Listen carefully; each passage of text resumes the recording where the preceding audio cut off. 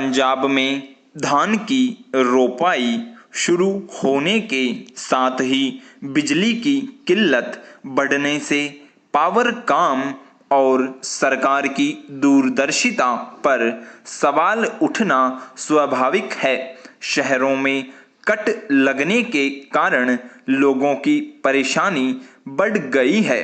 इतना ही नहीं, पर्याप्त बिजली न मिलने से किसानों की नाराजगी भी बढ़ती जा रही है। कट की वजह से कुछ इलाकों में पेयजल की सप्लाई बाधित हो रही है और लोग प्रदर्शन कर रहे हैं। प्रदेश सरकार को इस समस्या को गंभीरता से लेना होगा। ऐसा इसलिए भी जरूरी है क्योंकि संगरूर में किसानों ने जरूरत के मुताबिक बिजली न मिलने पर ग्रिड पर ताला जड़ दिया। ऐसा पहली बार नहीं हो रहा है कि धान की रोपाई शुरू होने के साथ ही किसानों का गुस्सा बढ़ता जा रहा है। किसान अगर कह रहे हैं कि 8 घंटे बिजली देने का वादा किया गया था, लेकिन 2-3 घंटे ही सप्लाई हो रही है, तो सरकार को यह देखना होगा कि आखिर इसकी वजह क्या है। ऐसा तो है नहीं कि धान की रोपाई अचानक शुरू हो गई है।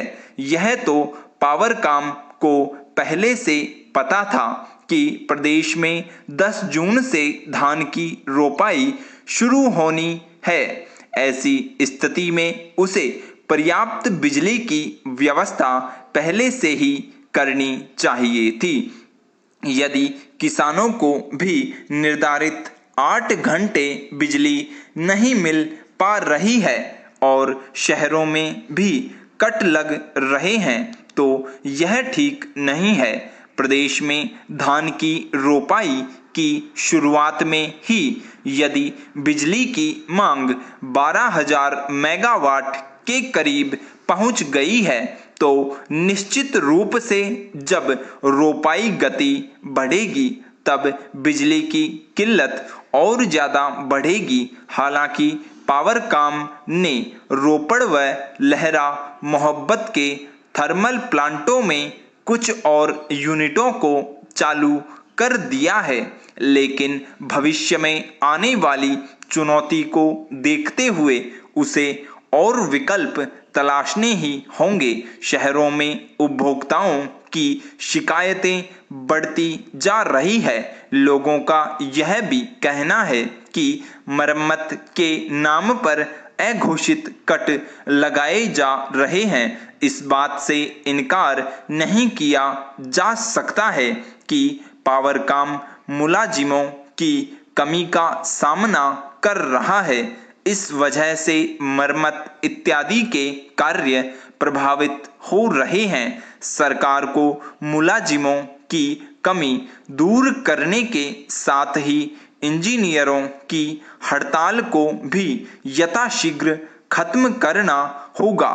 अगर ऐसा नहीं होता है और बिजली की किल्लत बरकरार रहती है, तो आने वाले समय में लोगों की नाराजगी झेलने के लिए सरकार को तैयार रहना होगा। पैरा कांग्रेस के वरिष्ठ नेता दिग्विजय सिंह ने यह कहकर न केवल अपने बल्कि अपनी पार्टी के लिए भी मुसीबत खड़ी करने का काम किया कि यदि कांग्रेस सत्ता में आई तो अनुच्छेद 370 को बहाल करने पर विचार किया जाएगा। इससे भी खराब बात यह रही कि उन्होंने यह बात इंटरनेट प्लेटफॉर्म क्लब हाउस में एक पाकिस्तानी पत्रकार के सवाल के जवाब में कही। एक तरह से उन्होंने वही कहा जो पाकिस्तान कहता चला आ रहा है।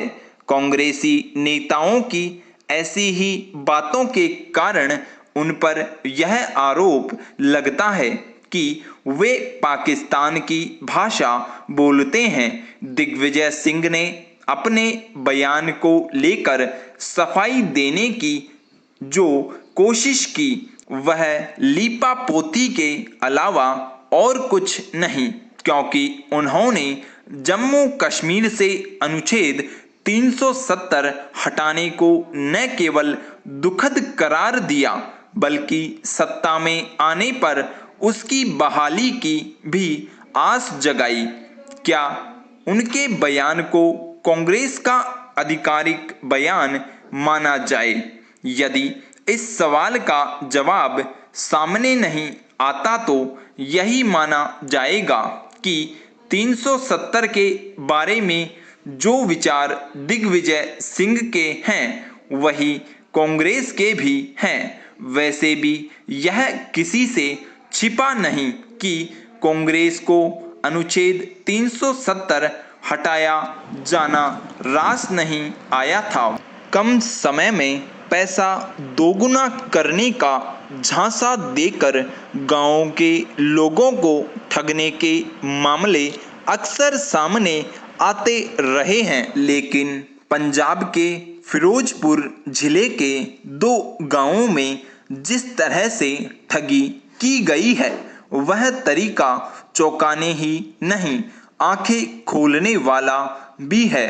झटपट यानी ऑन द स्पॉट कर्ज देने के नाम पर कुछ शातिर ठगों ने लोगों के बैंक खातों का विवरण और फिंगरप्रिंट वगैरह ले लिए। उसके बाद उनके खातों से पैसे उड़ा लिए। यह ठग कितने चालाक थे इसका अंदाजा इसी से लगाया जा सकता है कि उन्होंने लोगों को विश्वास में लेने के लिए सरपंच वगैरह को भी गुमराह कर लिया। उनकी आंखों में भी धूल झोंकी और गांव के गुरुद्वारे तक से यह सार्वजनिक घोषणा करवा दी कि जिसे भी कम ब्याज पर कर्ज लेना हो वह उन लोगों से संपर्क कर ले। जब इस तरह गुरुद्वारे या मंदिर से घोषणा होती है तो लोग एकदम विश्वास कर लेते हैं। इस घटना से सबक लिया जाना चाहिए। ऐसी बहुत सी फर्जी कंपनियां होती हैं जो ज्यादा ब्याज देने का झांसा देकर लोगों से पैसे जमा करवा लेती है और फिर कुछ दिन बाद जब अच्छी खासी रकम उनके पास जमा हो जाती है तो उनके दफ्तर बंद हो जाते हैं और कारिंदे गायब। विडंबना यह भी है कि जब लोग ठगी का शिकार हो जाते हैं तब जाकर पूछताछ करते हैं और हल्ला मचाते हैं। जब निवेश करना होता है या कोई स्कीम लेनी होती है तो ऐसी कंपनियों के बारे में पूरी छानबीन नहीं करते। कई बार तो कई साल तक लोग निवेश करते रहते हैं और फिर पता चलता है कि कंपनी तो रफू चक्कर हो गई। ऐसी कंपनियों पर पुलिस को भी नजर रखनी चाहिए और निवेश करने वालों को भी पहले पूरी पड़ताल कर लेनी चाहिए कि कंपनी कहीं फर्जी तो नहीं। इसी तरह कई फर्जी यानी अपंजीकृत ट्रैवल एजेंट लोगों को विदेश भेजने के नाम पर ठगी कर लेते हैं। सरकार ने सख्ती के दावे तो किए, लेकिन अब भी अक्सर कहीं न कहीं से ऐसे मामले सामने आ ही जाते हैं। अतः सरकार को चाहिए कि वह एजेंटों या फाइनेंस कंपनियों के दफ्तरों की निगरानी की प्रभावशाली व्यवस्था बनाए ताकि लोगों की गाड़ी कमाई इस तरह लुटती न रहे। लोगों को भी जागरूक होना पड़ेगा। हर किसी के कहने पर या देखा देखी में किसी नई कंपनी पर विश्वास नहीं करना चाहिए।